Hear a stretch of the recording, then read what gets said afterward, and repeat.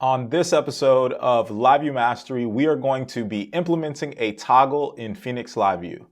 So we're back in our puppies LiveView and check it out. We have this toggle here, whether Buddy, Boomerang, Chocolate, and Lacey, are they cute? Are they cute puppies or are they not? And so what we're going to be doing is toggling whether they're cute or not on and off, and we're going to get lightning fast updates via Phoenix LiveView, and we're going to be using the handle event callback.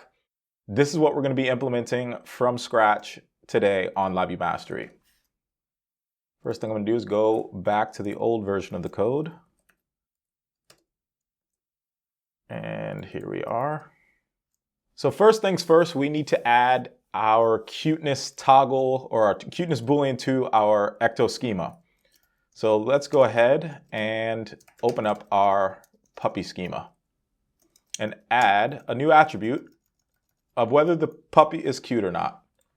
So the first thing we're going to do is we're going to add a field. We're going to add a cuteness boolean. We're going to default it to true. Puppies by default are cute. But just like babies, human babies, they're not always going to be cute, despite what a parent or a dog owner might say. So we're going to add the additional cast of the cuteness attribute to our ecto schema, and we're also going to make sure that it's a required attribute. In addition to that, we need to add a migration. So the way we do that is mix ecto.gen migration, add cute to puppies, mix ecto.gen migration, and we're going to add cute to puppies, where we're going to change the puppies table, add a cuteness boolean, make sure that it's not nullable. You must always specify whether your puppy is cute or not, and it's going to default to true. Now here's what I'm going to do. I'm going to mix ecto.reset, which is going to drop our current database, create a new one, migrate it, and run our seeds. Now the thing is we don't have any seeds, so we're going to need to create a new puppy real quick.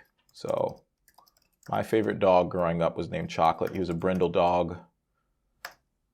He's like black and brown and orange, and he was a Labrador Retriever.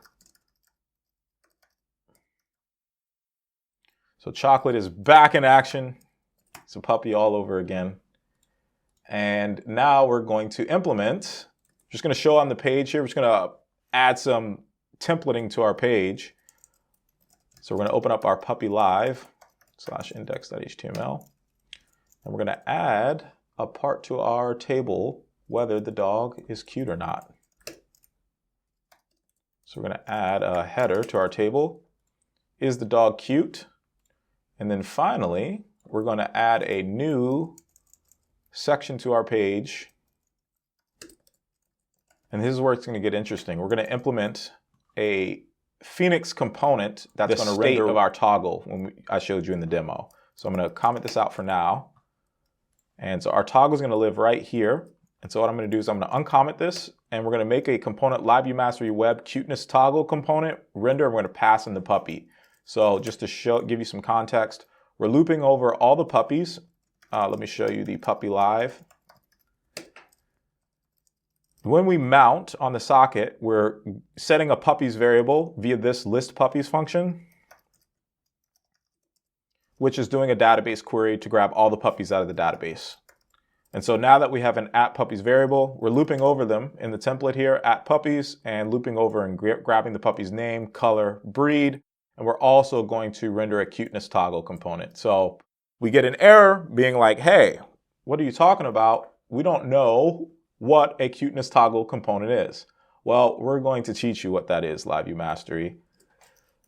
And we're going to make a directory in our LiveView Mastery web folder /live. We're going to create components. So this is almost this is a cutting edge video. By the time you see this, if you're seeing this, I'm recording this January 16th, 2023. This is cutting edge. This is on Phoenix 0.17, which has not actually released yet. I'm future-proofing this video because if you do this in a current version of LiveView, you don't need to necessarily do this whole component stuff. But this is the way the framework is going. There are no known conventions for doing this, so I'm making them up, where I'm just throwing a components folder inside of the live folder, and we're going to throw our component in there.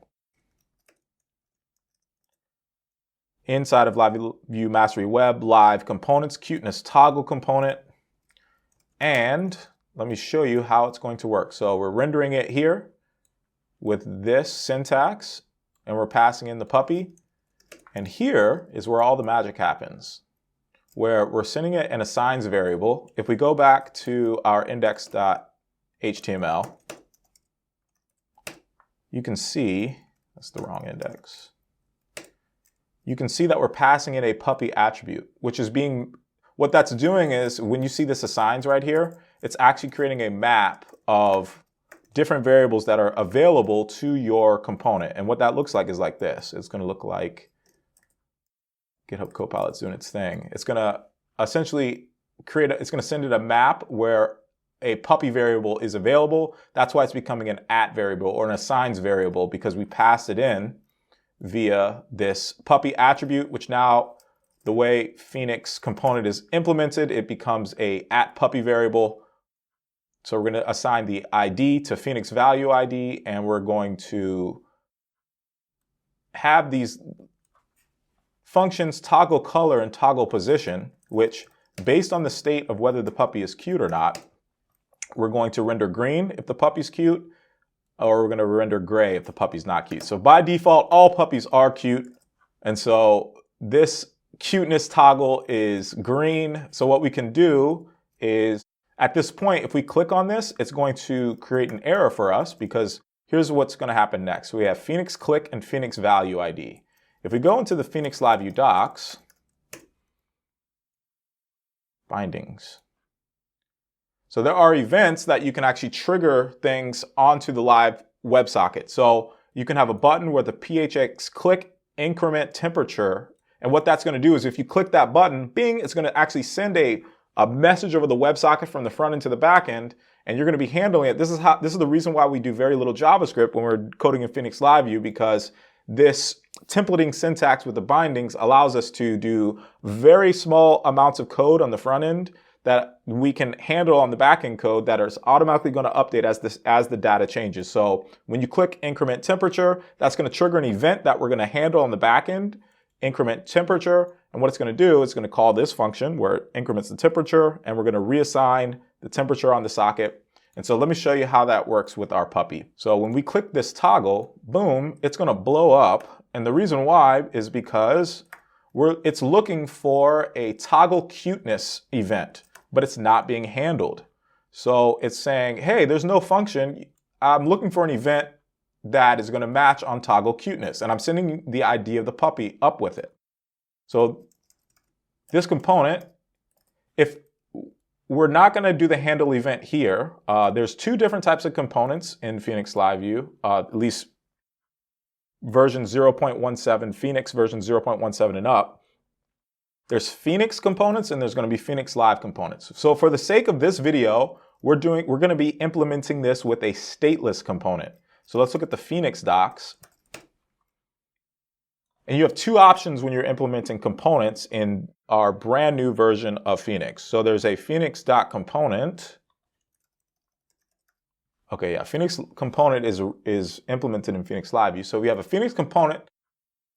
This is a stateless component in the sense that it receives an assigns map and it renders a HTML result.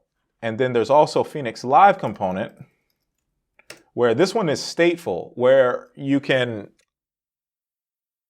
store state inside of the component itself as opposed to on your live view. So for the sake of this demo, you have two options. You have your component and you have your live component. Live component, we'll do a video on that, but right now we're just doing a stateless component where all it's responsible for is whenever the state of the puppy changes, when a puppy's cuteness changes, when it becomes cute or not cute, Phoenix is going to know to re-render that component, and it's always going to be up to date with the state of remember the @puppies variable inside of our live view? We're looping over that, rendering components. And so when that puppy's state changes going from cute to not cute, it's going to re-render the DOM on the front end.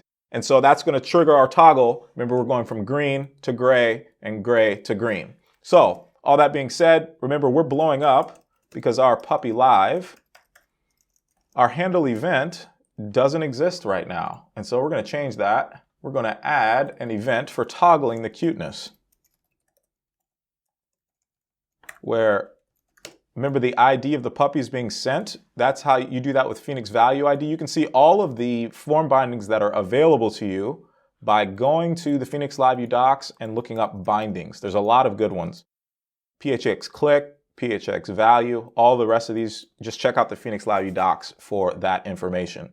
So essentially, we're going to grab the ID of the puppy, get the puppy out of the database. We're going to update the cuteness. So this bang operator is going to be the opposite. So if the puppy's cuteness is true, it's going to switch it to false. If it's false, it's going to switch it to true. And then we're going to reassign puppies on the socket. So when we save this, our front end should refresh, and let's see if we can trigger the cuteness. Check that out. We are triggering yes and no. So let me give you some space here. I can turn off the cuteness, which is going to update the puppy in the database where its cuteness is false, which is now gray, and then I can turn it back on where the cuteness is being updated with true. And this is how you can toggle state and implement a toggle in Phoenix LiveView.